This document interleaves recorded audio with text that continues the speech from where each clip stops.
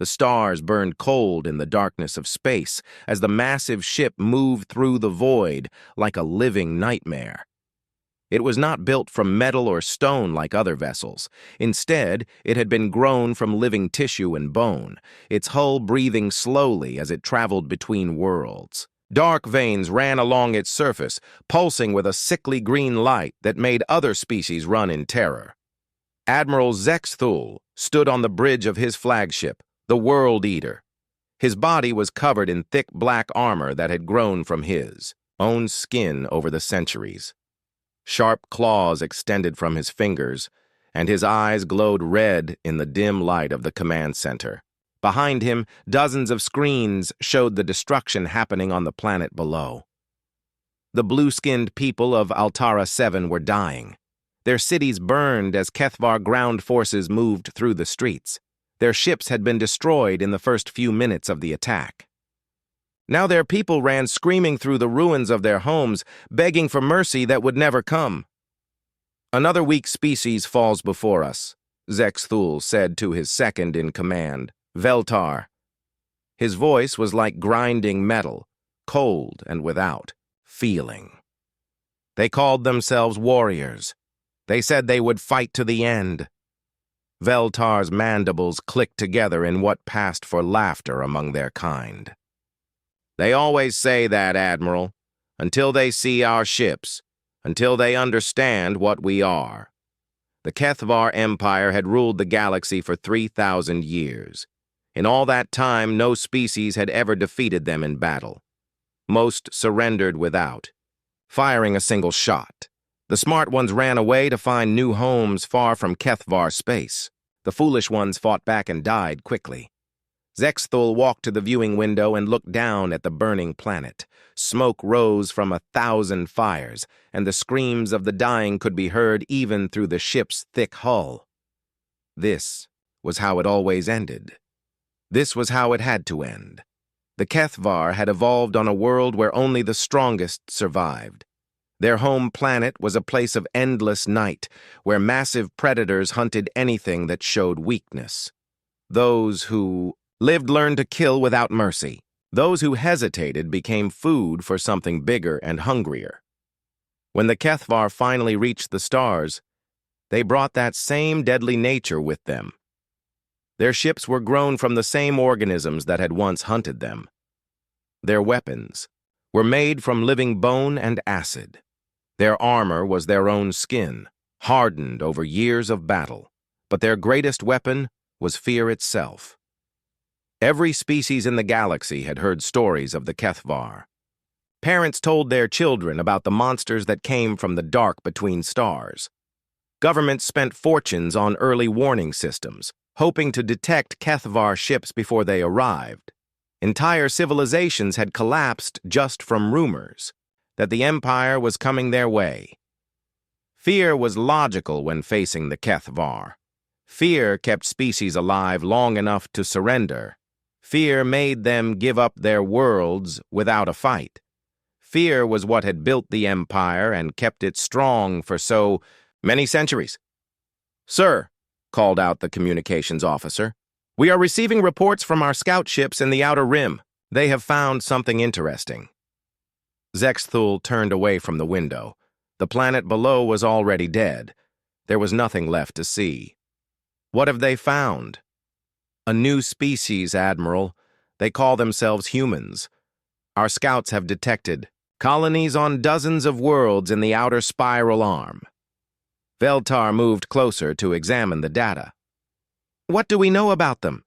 The communications officer pulled up holographic displays showing strange bipedal creatures. They stood upright on two legs and had soft pink or brown skin with no natural armor. Their hands ended in small, weak fingers instead of claws. They had tiny teeth that could barely cut through plant matter, let alone tear flesh. "They appear to be very weak, sir," the officer reported. "No natural weapons, no protective shell or hide. Their ships are made from simple metals.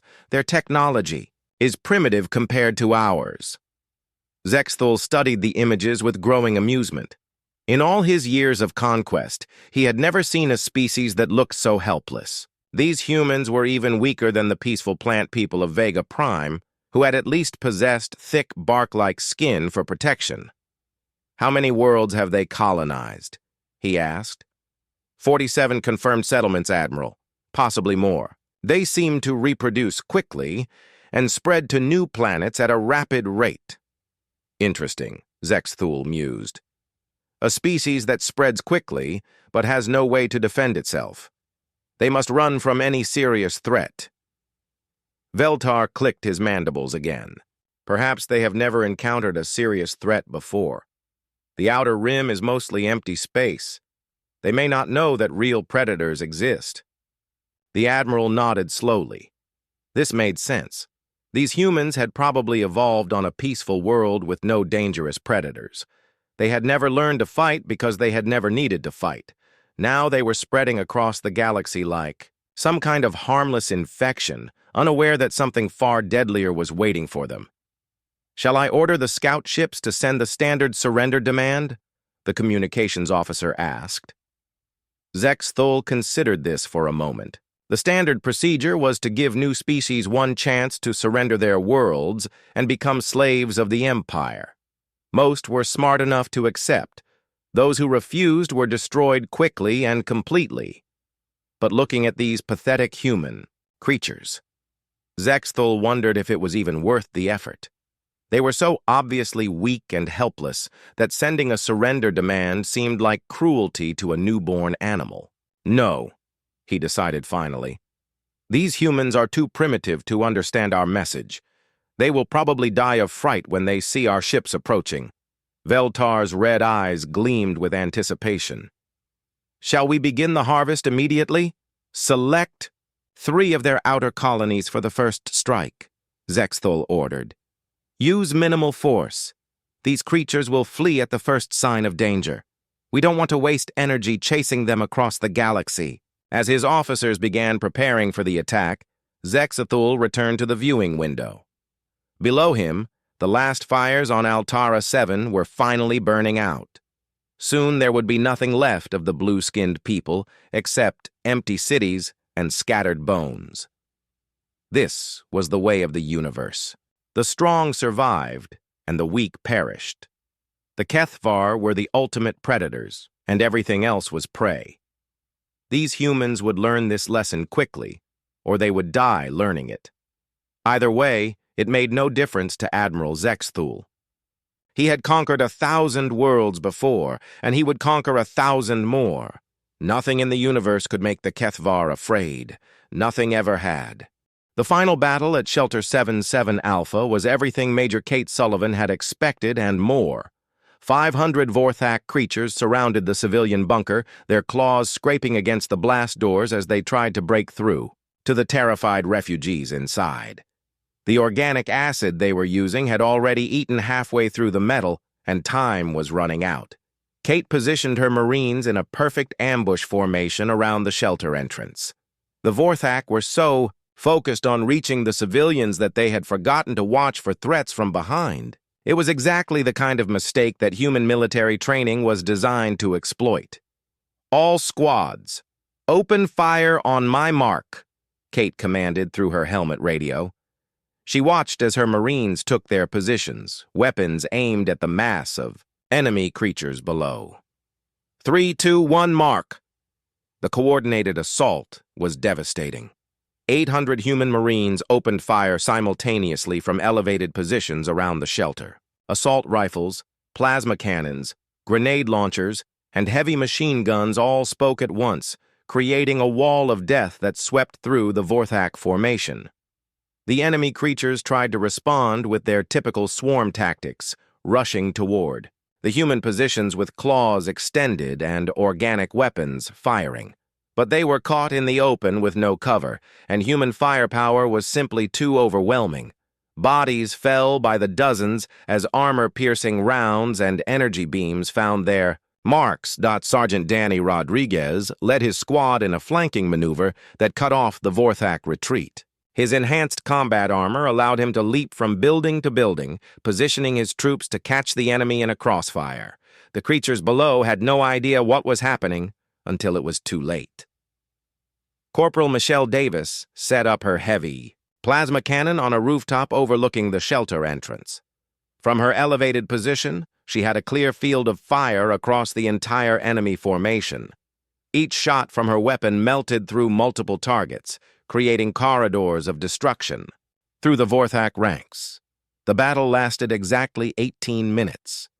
When the shooting stopped, 500 Vorthak bodies lay scattered around the shelter entrance, and not a single human marine had been seriously injured. The blast doors were still holding, protecting the 2,000 Calrian civilians trapped inside. "Shelter secured," Kate reported to Captain Morrison aboard the Reaper. "Beginning rescue operations now." Kate approached the damaged blast doors and activated her suit's external speakers. "This is Major Sullivan of the Human Marine Corps. The hostile forces have been eliminated. You are safe now." The response came immediately through the door's communication system. A Calrian voice, weak with exhaustion and relief, replied in broken Galactic Standard. "Major Sullivan, this is Shelter Coordinator Vex Ra. We have been trapped for 6 days. Life support is failing. Please, we have children in here." Kate examined the acid damage to the blast doors. The Vorthak had eaten through most of the metal, but the doors were still structurally sound. "Stand back from the entrance. We're going to cut through the remaining barrier." Lieutenant Bobby Clark used his plasma torch to carefully cut through the weakened metal. Within minutes, the blast doors fell away, revealing a tunnel that led deep underground. The air that flowed out was stale and toxic, barely breathable even for the hardy Calrions. Kate was the first human to enter the shelter. Her combat armor's lights illuminated a vast underground complex filled with thousands of refugees. Calrian families huddled together in the darkness, their reptilian features showing the strain of days without proper food or clean air. The sight broke Kate's heart. Children clung to their parents, elderly Calrians lay weak and dying in makeshift medical areas, and everyone looked like they had given up hope of ever seeing daylight again. These people had been preparing to die when the humans arrived. "Medical. Teams forward," Kate commanded. Her Marines immediately began distributing emergency supplies and setting up portable life support systems. The human equipment was designed to work with multiple alien biologies, and soon clean air was flowing through the shelter. Shelter Coordinator Vex Ra approached Kate with obvious amazement. The Calrian was tall and imposing even by human standards, with scales that had once been bright green but were now dulled by exhaustion and stress. "Major Sullivan," Vex Ra said through his translation device, "we had given up hope. The Galactic Council promised aid, but we knew it would never arrive in time. How did humans respond so quickly?" Kate removed her helmet, revealing a face that was both kind and determined. "Coordinator, when someone calls for help, humanity doesn't send committees and supply ships. We send soldiers and weapons. The best humanitarian aid is eliminating the threat." Over the next several hours, Marine units across the planet reported similar successes. Every Vorthak ground force had been located and eliminated. Every civilian shelter had been secured and its occupants rescued. The systematic extermination that had seemed inevitable just days before had been stopped completely. Captain Morrison received the final reports from his Marine commanders as he stood on the Reaper's bridge. The numbers were almost impossible to believe. 50,000 Vorthak ground forces had been eliminated with 0 human casualties. 2 million Calrion civilians had been rescued from underground shelters across the planet. Commander Ryan Brooks shook his head in amazement as he reviewed the tactical data. "Captain, the Marines just accomplished something that most military analysts would have considered impossible." "How do we explain this to Earth Command?" Morrison smiled. "We don't need to explain anything, Ryan. We just need to send the results. 50,000 enemies eliminated, 2 million civilians rescued, mission accomplished." Lieutenant Amy Foster looked up from her communications station. "Sir, I'm receiving a priority message from the Galactic Council. They're demanding an immediate explanation for humanity's military intervention." Morrison's expression hardened slightly. "Put them through," The holographic display activated, showing the familiar chamber of the Galactic Council. Dozens of alien representatives sat in curved rows, their faces showing mixtures of amazement, confusion, and concern. Ambassador Krelton of the Centauri Federation spoke first. Captain Morrison, the Council authorized humanitarian assistance. For the Calrian crisis, we expected medical supplies and evacuation ships. Instead, you launched a full military assault. Morrison looked directly at the camera, his voice calm but firm. Ambassador, the Calrian people requested help. We provided it. The threat has been eliminated and the civilians have been rescued. Isn't that the result everyone wanted? But your methods, protested Ambassador Zithka of the Andromedan Alliance. 17 enemy ships destroyed, 50,000 ground forces eliminated. Such violence is unprecedented in galactic peacekeeping operations. Morrison felt his patience growing thin. Ambassador, those enemy forces were systematically murdering 2 million innocent people. Peaceful negotiations weren't going to stop them. Sometimes the only humanitarian solution is military action. Defense Commander Zeth Ka appeared on the display, his reptilian features showing deep gratitude. Honored Council members, I must speak for my people. The humans saved our entire civilization. Their methods may seem extreme to you, but they were exactly what we needed. Ambassador Krelton looked uncomfortable. Commander, surely there were diplomatic alternatives. Negotiations, economic pressure, formal protests. Zethka's scales darkened with anger. Negotiations? Ambassador, the Vorthak were eating our children. How exactly do you negotiate with creatures that view other species as food? The council chamber fell silent. None of the diplomatic representatives had an answer for that question. Morrison stepped forward. Honored delegates, humanity has learned something important during our short time in galactic civilization. Evil exists. There are species and individuals who cannot be reasoned with, bribed, or convinced to change their behavior. The only language they understand is superior force. He gestured toward the tactical display showing the rescued Calrion population. 2 million people are alive today because humanity decided that the threat needed to be eliminated rather than managed. That's not violence for its own sake. That's justice. Ambassador Helen Wright, Earth's representative to the Galactic Council, stood to address the chamber. Delegates, I understand your concerns about humanity's methods, but let me ask you this. Where were your evacuation fleets? Where were your peacekeeping forces? Where were your diplomatic solutions? The chamber remained silent. Humanity responded because no one else would, Wright continued. And we responded the only way that actually works when facing genocidal enemies. We eliminated them. Captain Morrison looked around the council chamber one final time. The galaxy is full of peaceful species who have forgotten that peace must sometimes be defended with violence. Humanity has not forgotten that lesson. We hope we never need to use it again, but we will not hesitate when innocent lives are at stake. The transmission ended, leaving the council chamber in stunned silence. Across the galaxy, automated beacon networks carried the same message that would reshape interstellar politics forever. Humanity had arrived, and they brought something no other species offered. Not just aid or sympathy, but the absolute certainty that threats to peaceful civilizations would be eliminated quickly and completely. The age of Captain Jake Morrison stood in the Reaper's launch bay, watching his Marines prepare for ground assault. The space battle was over, but 50,000 Vorthak ground forces still controlled most of Calrian Prime's surface. Those creatures were systematically hunting down the remaining civilian population, and time was running out. Major Kate Sullivan checked her combat armor one final time before addressing her troops. Kate was a veteran of 12 different planetary campaigns, and her Marines would follow her into any fight without question. She had volunteered for this mission specifically because she wanted to face the Vorthak personally. "Listen up, people," Kate announced to the assembled Marines.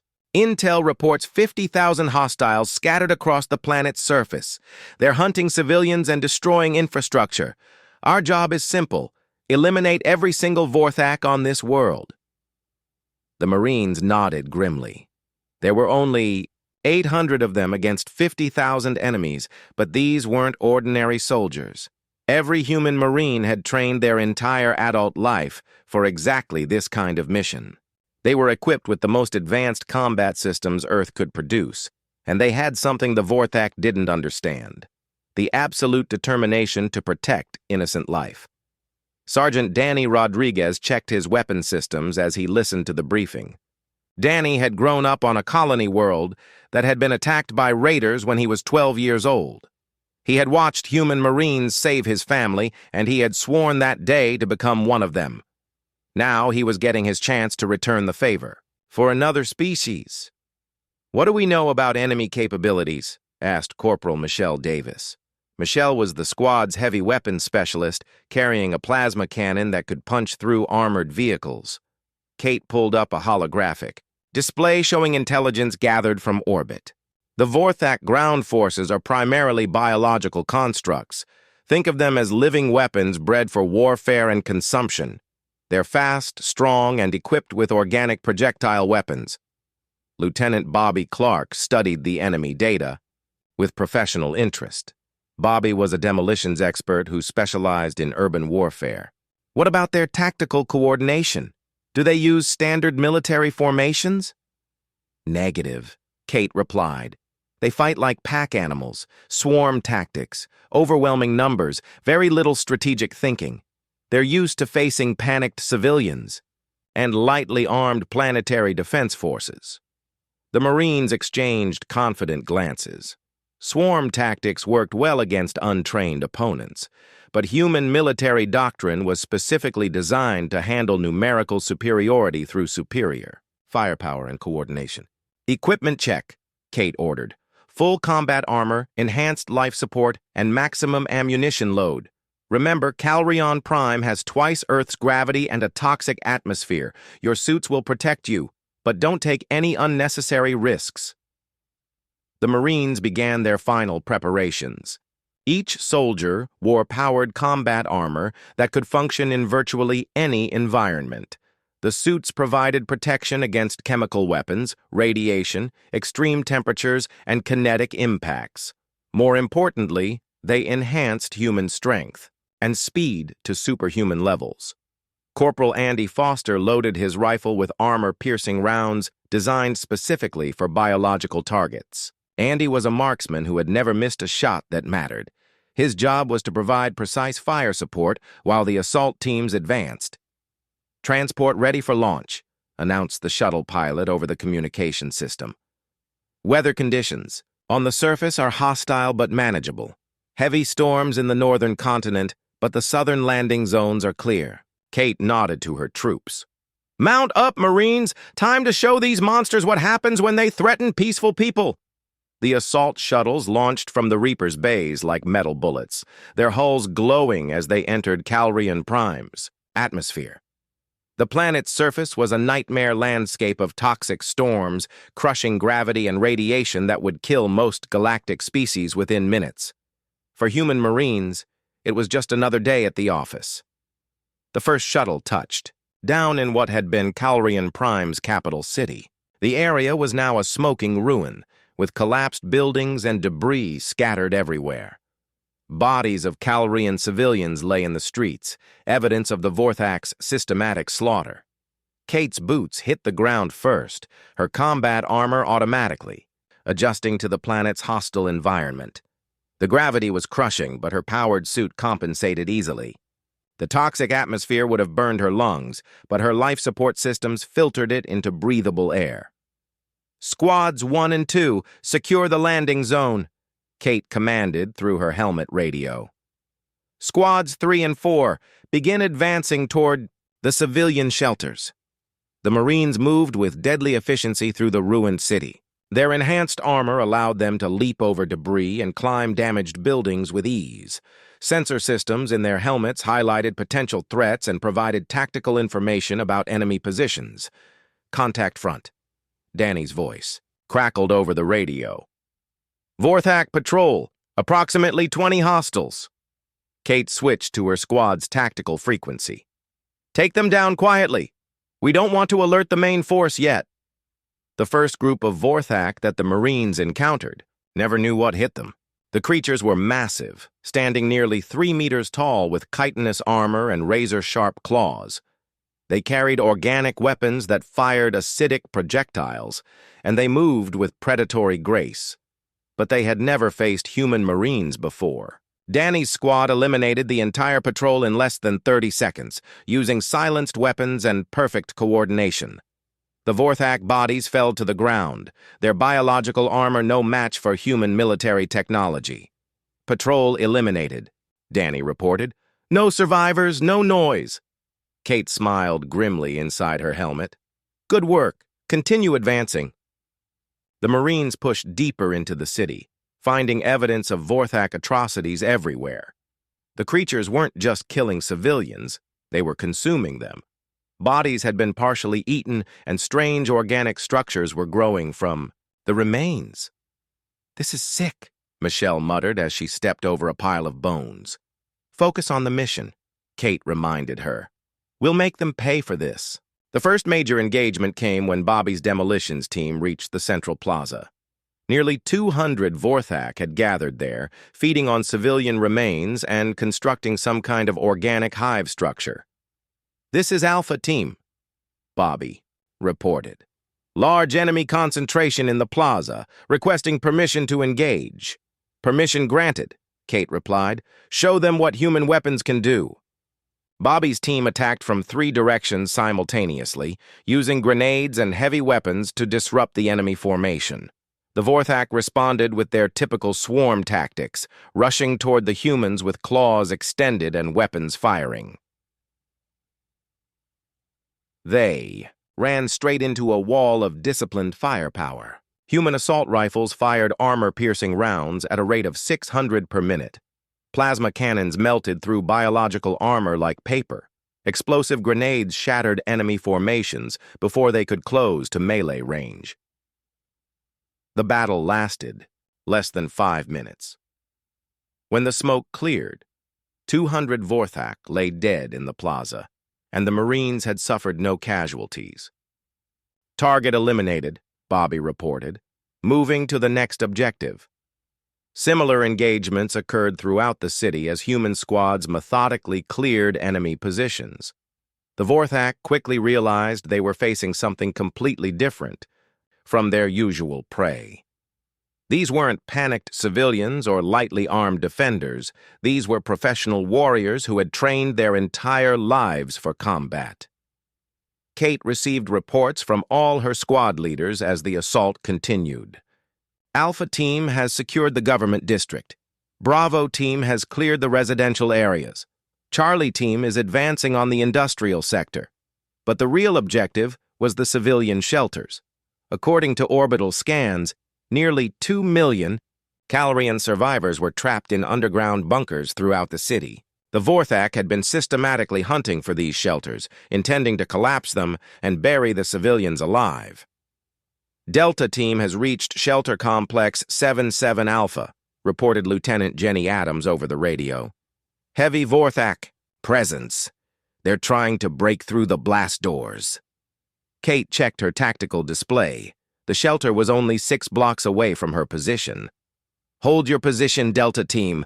Reinforcements incoming." Kate led her reserve squad through the ruined streets at maximum speed. Their powered armor allowed them to cover the distance in minutes, leaping over obstacles and running through areas that would have been impassable for unarmored humans. They arrived just as the Vorthak were preparing to use some kind of biological acid to eat through the shelter's protective doors. Nearly 500 enemy creatures surrounded the entrance, their claws scraping against the metal as they searched for weak points. Kate smiled inside her helmet. 500 enemies was actually perfect. It was enough to make the fight interesting, but not enough to pose a real threat to properly equipped human Marines. "All squads, this is Major Sullivan," she announced over the radio. "We have a large enemy concentration at Shelter 77 Alpha. Time to end this. The UFS Reaper moved through space like a hunting shark, her dark hull barely visible against the star field. Captain Jake Morrison stood on the bridge watching the tactical display as his ship approached the Vorthak fleet. The enemy vessels hung in orbit around Calrian Prime like massive vultures, their organic hulls pulsing with sickly bioluminescent patterns. "Distance to target?" Jake asked. 15,000 kilometers and closing, Lieutenant Commander Lisa Harper reported from her tactical station. "All weapon systems are armed and ready." Jake studied the enemy flagship on the main display. It was enormous, nearly 3 kilometers long and covered with what looked like living armor. Weapon ports opened and closed along its hull like breathing. Mouths and strange organic tendrils writhed around its sensor arrays. "That thing is disgusting," Commander Ryan Brooks muttered. "It's about to be dead," Jake replied. "Lisa, target their command section. I want to cut the head off this snake with our first shot." "Targeting systems locked on, Captain. Quantum torpedoes loaded and ready." The Reaper continued her approach, using her stealth systems to remain hidden from enemy sensors. The Vorthak were clearly confident in their overwhelming numbers because they weren't even scanning for threats.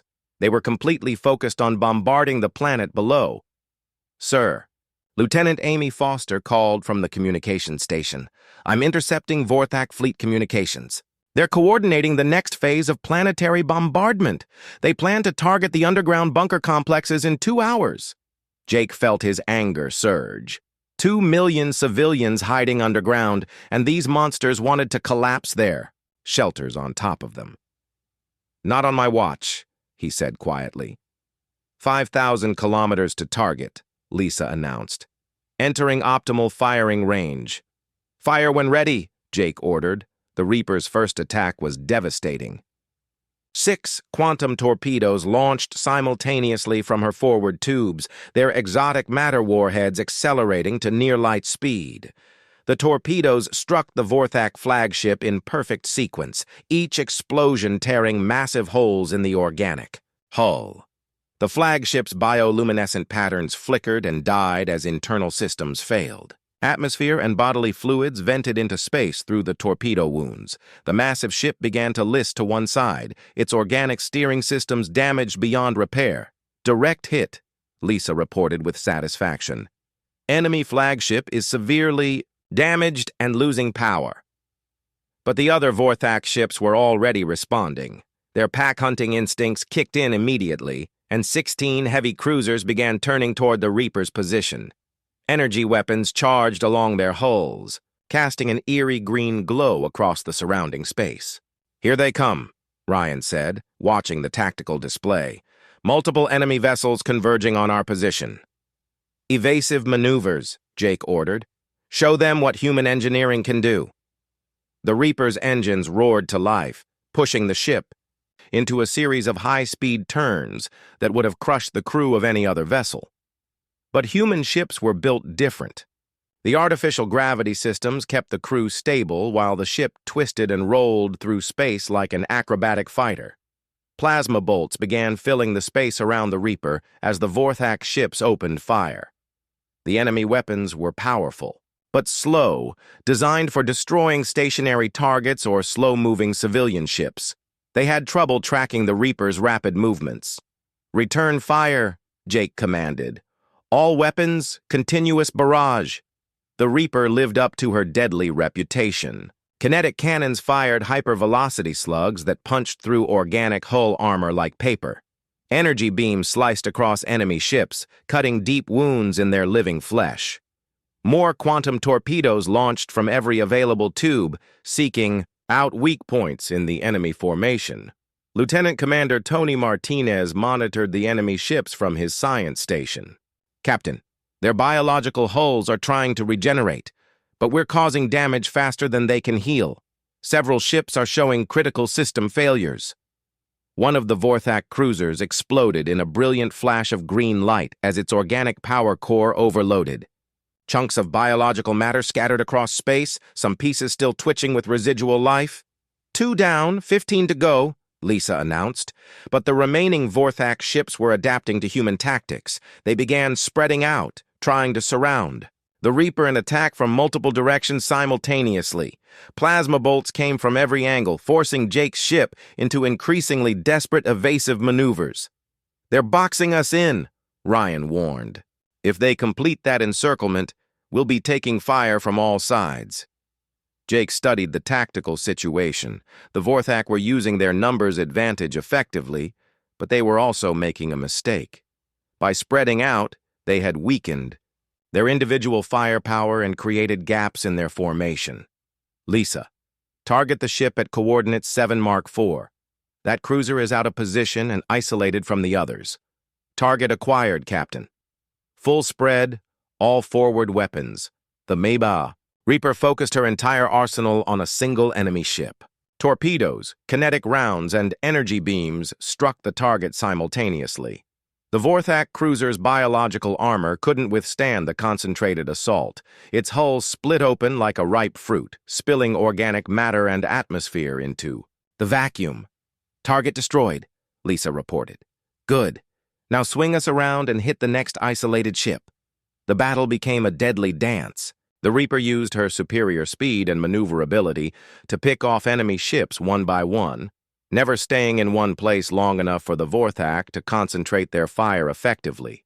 Jake's crew worked with practiced efficiency, each officer anticipating the other's needs. Amy monitored enemy communications and warned of incoming attacks. Tony analyzed enemy weaknesses and suggested targeting priorities. Ryan coordinated defensive systems and damage control. Lisa maintained constant fire, her weapons finding their marks with deadly precision. One by one, the Vorthak ships fell. Their organic hulls proved vulnerable to human weapons, and their pack-hunting tactics became a liability when facing a single, highly maneuverable opponent. "Enemy formation is breaking apart," Tony reported. "Several ships are trying to retreat." "Don't let them escape," Jake ordered. "I want every one of these monsters eliminated." The Reaper pursued the fleeing Vorthak ships with relentless determination. Her engines pushed beyond their normal limits as she chased down the survivors. Each enemy vessel that tried to run was caught and destroyed before it could reach the edge of the system.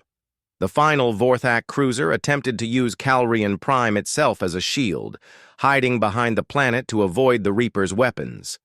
Jake smiled grimly at the tactical display.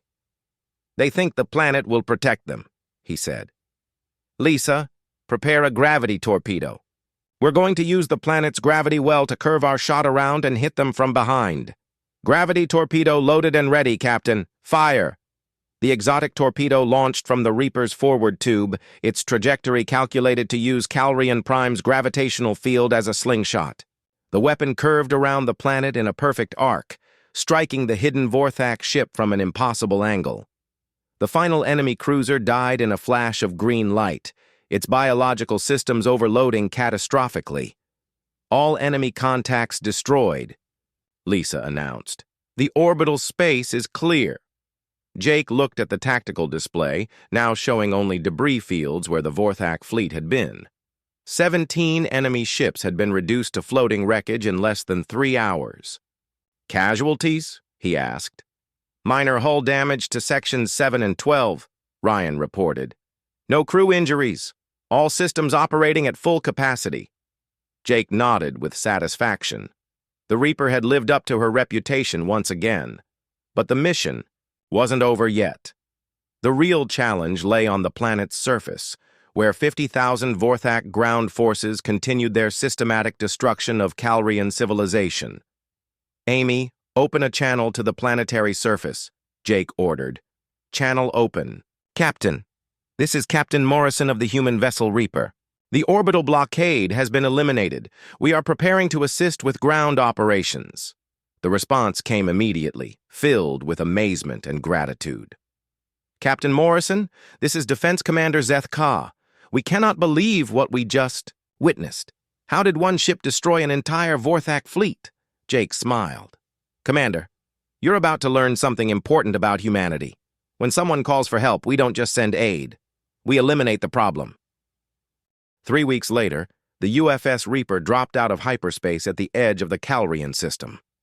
Captain Jake Morrison stood on the bridge watching the main display screen as his ship's sensors began scanning the area. What they found made his jaw clench with anger. The Calrian system was a war zone. Debris from destroyed ships floated everywhere, creating dangerous fields of twisted metal and frozen atmosphere. Some of the wreckage was clearly from Calrian defense vessels, but most of it belonged to civilian transports and cargo ships that had been trying to evacuate people when the Vorthak attacked. Lieutenant Commander Lisa Harper worked at her tactical station, gathering intelligence on the enemy fleet. Her fingers moved quickly across the control panels as data flowed across her screens. "Captain, I'm detecting 17 large vessels in orbit around Calrion Prime," she reported. "Each one is approximately 2 kilometers long and heavily armed. They match the profile for Vorthak heavy cruisers." Jake studied the tactical display. The enemy ships were arranged in a perfect blockade formation around the planet. Nothing could get in or out without their permission. It was a classic siege pattern, designed to slowly strangle a world until it surrendered or died. "What about the planet itself?" Jake asked. Lisa adjusted her sensors to focus on Calrion Prime's surface. The readings that came back were disturbing. "Sir, I'm detecting massive energy discharges across the planet's surface.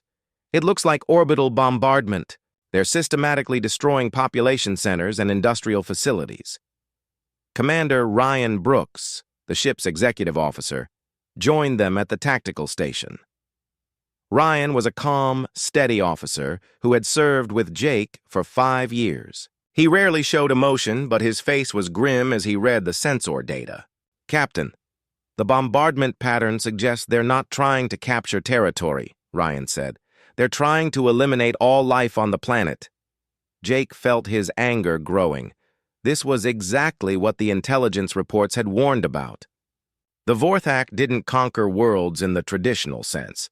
They consumed them completely, leaving nothing behind but dead rock. Lieutenant Commander Tony Martinez, the ship's science officer, approached with additional readings. Tony was young but brilliant, with a gift for understanding alien technology and biology. "Sir, I've been analyzing the enemy ships," Tony said. "These aren't just vessels. They're living creatures. The hulls appear to be grown rather than built, and I'm detecting biological processes throughout their structure." "What kind of biological processes?" Jake asked. "Digestion, sir. Those ships are literally eating the resources they strip from the planet. They consume raw materials and convert them into energy and new ship components." The implications were horrifying. Each Vorthak ship was essentially a massive predator that fed on entire worlds. They weren't just raiders or conquerors. They were parasites on a galactic scale. "Any word from the planet's surface?" Jake asked. Lieutenant Amy Foster, the communications officer, looked up from her station. Amy was one of the youngest officers on the bridge, but she had excellent instincts for intercepting and decoding alien communications. "I'm picking up scattered transmissions from underground bunkers," Amy reported. "Most of the planetary communication network has been destroyed, but some emergency systems are still functioning. Can you establish contact?" "Working on it now, sir." Amy's fingers danced across her control board as she tried to boost the weak signals from the planet's surface. After several minutes, she managed to clear up one of the transmissions enough to understand it. The voice that came through the speakers was weak and filled with static, but the desperation was clear. "This is Bunker Complex 77 Alpha. We have approximately 1,500 civilians trapped underground. Life support systems are failing. Estimated time remaining is 36 hours. Other voices began breaking through as Amy fine-tuned the communications array. Each one told the same story. Underground shelters packed with refugees, running out of air and power, while the Vorthak ships continued their bombardment above. "Sir," Amy said quietly, "I'm receiving reports from 43 separate bunker complexes. Best estimate is about 2 million survivors scattered across the planet's underground network." Jake did the math in his head. 2 million people with less than 2 days of life support remaining. Even if they had a fleet of transport ships, evacuating that many beings would take weeks. Commander Brooks, Jake said. Tactical assessment. Can we break through their blockade? Ryan studied the enemy formation on the main display. The Vorthak. Ships were positioned to provide overlapping fields of fire around the entire planet. Any ship trying to reach the surface would have to fight through multiple enemy vessels. Sir, 17 heavy cruisers against one ship puts the odds at approximately 800 to 1, Ryan said. By any reasonable military standard, it's impossible. Jake smiled grimly. Since when have humans ever been reasonable? Lisa looked up from her tactical station. Captain, I've been analyzing their ship designs. These biological vessels have some interesting weaknesses. Their hulls are tough, but they regenerate slowly. If we can cause damage faster than they can heal, we might be able to take them down. What about their weapons? Jake asked. Energy-based, primarily. Plasma cannons and some kind of organic projectile system. Powerful, but not particularly accurate at long range. Jake studied the tactical display for several minutes, his mind working through possible attack strategies. The Vorthak had numbers and position on their side, but they were used to fighting defenseless civilian ships and lightly armed planetary defense forces. They had probably never faced a purpose-built human warship. Tony, what can you tell me about their tactical behavior? Jake asked. Based on the battle debris, sir, they fight like pack hunters. They surround their prey and attack from multiple directions simultaneously. Very effective against merchant vessels and small defense fleets. But, Tony smiled slightly, but pack hunting only works when you're actually fighting prey, sir. When the prey fights back effectively, pack hunters can get confused and start interfering with each other. Jake nodded. That was exactly what he wanted to hear. All right, people, here's what we're going to do. We're going in fast and hard, targeting their flagship first. If we can eliminate their command ship quickly, the rest of the pack might hesitate long enough for us to even the odds. Ryan looked concerned. Sir, the Galactic Council specifically requested humanitarian assistance. They're expecting us to evacuate civilians, not engage in combat. Jake turned to face his executive officer. Commander, the best humanitarian assistance we can provide is eliminating the threat that's killing those civilians. You can't evacuate 2 million people with orbital bombardment raining down on your transports. The bridge crew exchanged glances. They all knew what they had signed up for when they joined the Reaper's crew. This ship wasn't designed for rescue missions or diplomatic escorts. She was built to find dangerous enemies and destroy them completely. Lisa, begin target acquisition on the enemy flagship, Jake ordered. Load all torpedo tubes with quantum. Warheads. Ryan, plot an intercept course that brings us in from their blind spot. Aye, Captain, both officers responded simultaneously. Jake looked around at his crew. These were the people he trusted with his life and the lives of 2 million Calrion civilians. Each one of them had volunteered for the most dangerous assignments humanity could offer. Amy, open a channel to Earth Command, Jake said. Channel open, sir. Earth Command, this is Captain Morrison aboard the UFS Reaper. We have arrived at Calrion Prime and assessed the situation. The enemy has 17 heavy cruisers and is conducting systematic planetary bombardment. Estimated civilian casualties are in the millions. He paused, looking at the tactical display showing the massive enemy fleet. We are engaging the hostile forces immediately. Reaper out. Jake closed the channel and turned to his crew. All hands, battle stations. This is what we came here to do.